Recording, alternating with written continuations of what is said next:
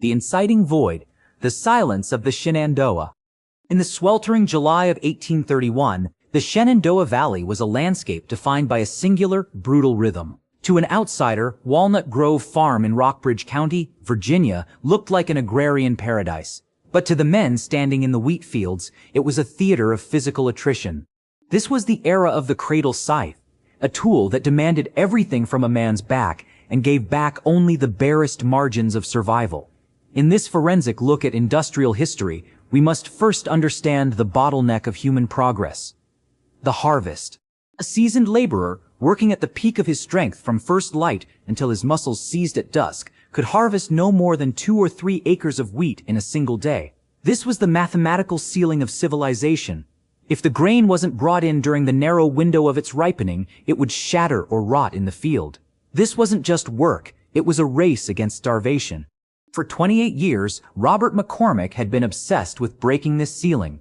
In the dim light of his blacksmith shop, he experimented with mechanical designs that promised to do the work of 10 men. But every prototype failed. His machines jammed, they trampled the grain, and they buckled under the density of the crop. By 1831, Robert had abandoned the project, leaving his final failed machine to rust as a monument to 3 decades of futility. Yet, the silence of the Shenandoah was about to be broken. Cyrus McCormick, Robert's son, stepped into the forge with his father's failures as his only blueprint. He wasn't interested in iteration. He wanted a revolution. Soon, a strange, metallic clatter began to echo from the edges of the woods, a sound that signaled the end of manual labor as the world knew it. Before we peel back the iron layers of this invention, subscribe to the channel.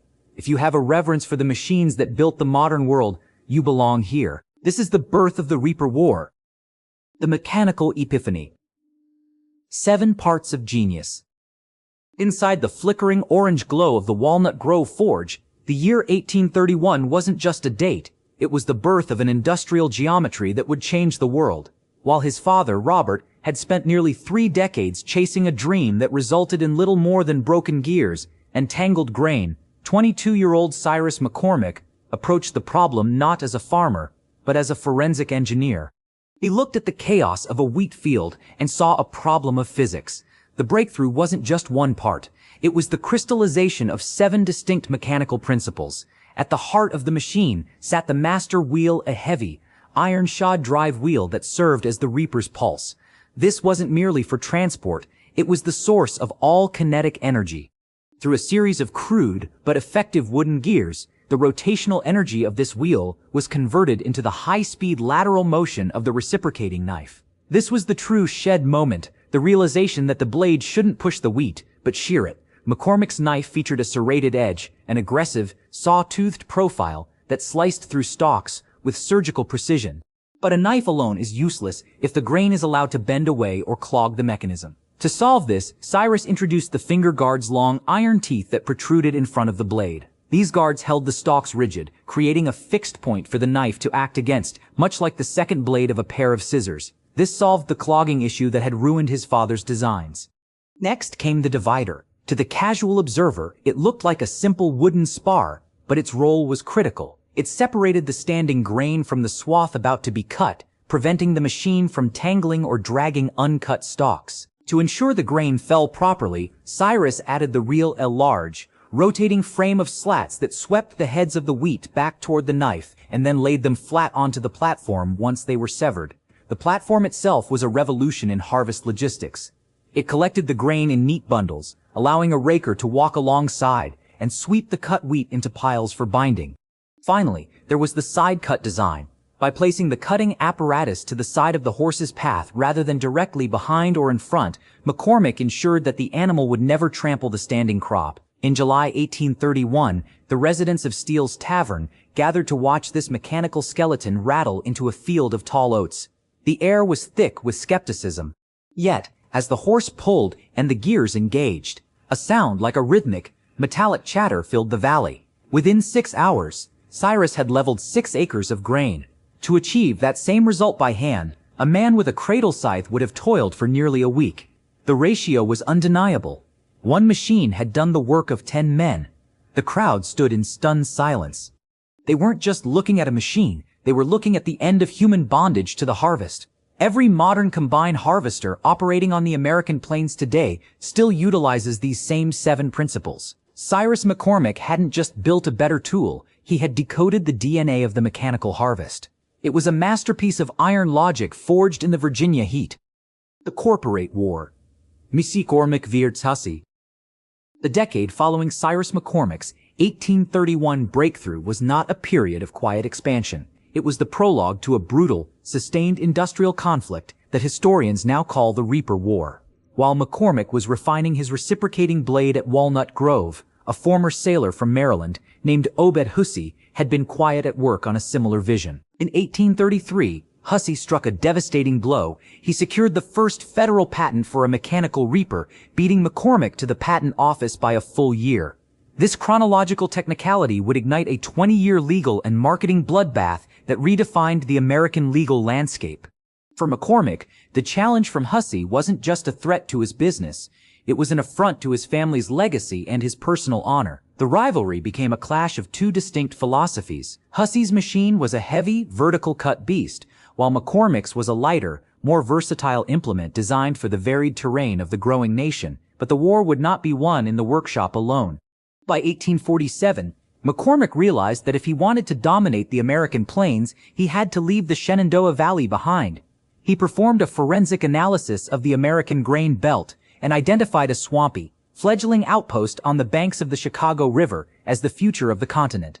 At a time when Chicago was little more than a muddy collection of shacks, McCormick risked his entire fortune, $10,000, to build a massive factory. It was a staggering sum, equivalent to millions today, but it was a calculated gamble on geography. From Chicago, he could ship reapers via the Great Lakes and the emerging rail lines to the heart of the prairie. However, as his production scaled, the legal pressure mounted. In 1848, as his original patent approached expiration, McCormick found himself fighting for the very right to his invention. The courtrooms became as much of a battlefield as the wheat fields. He hired the most formidable legal minds of the era, including future Secretary of War Edwin Stanton and future President Abraham Lincoln.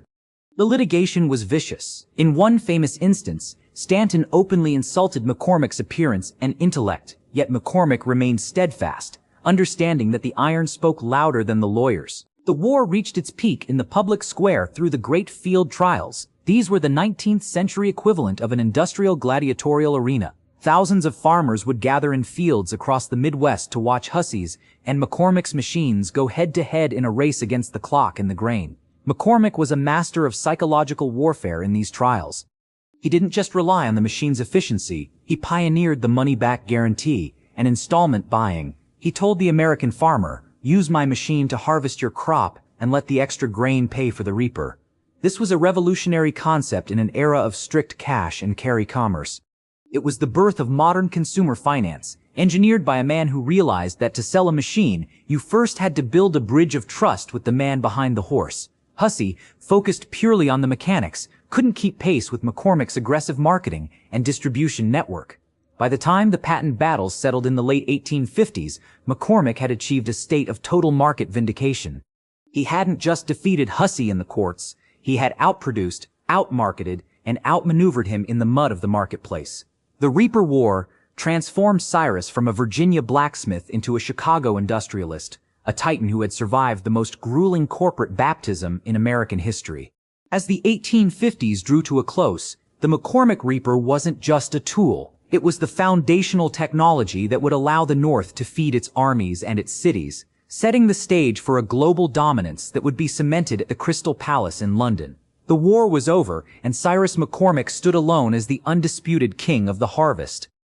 The dynastic legacy, the birth of International Harvester. By 1851, Cyrus McCormick's vision had outgrown the swampy banks of the Chicago River and crossed the Atlantic to the world stage. At the Crystal Palace exhibition in London, the Reaper stood as a stark testament to American ingenuity. While the British press initially dismissed the machine as a cross between a flying machine and a druidical chariot, they were forced into a hushed silence when the Reaper harvested a field of rain-beaten wheat in half the time of any European competitor. McCormick walked away with the Council Medal, the highest honor of the fair.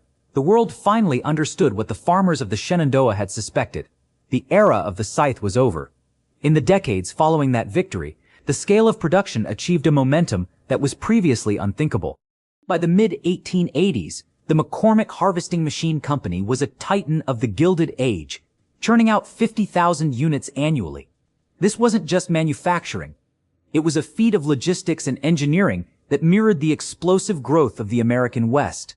The McCormick name moved into the upper echelons of Chicago's industrial elite, but the true legacy was found in the grain elevators and the dinner tables of a growing planet. In 1902, the company underwent its final great transformation, merging with Deering and 3 smaller firms to form International Harvester, a name that would define the 20th century agricultural landscape. This saga was never merely about a patent or a machine. It was about the birth of global food security. Every modern combine harvester operating today carries the mechanical DNA of that 1831 prototype forged in a Virginia blacksmith shop. It is a legacy of steel, grit, and the relentless pursuit of efficiency. If you value the forensic history of the machines that built our world and the men who possess the iron will to see them through, subscribe for more deep dives into the legends of industry. The Reaper War ended long ago, but its echoes still resonate in every acre of golden wheat across the American plains.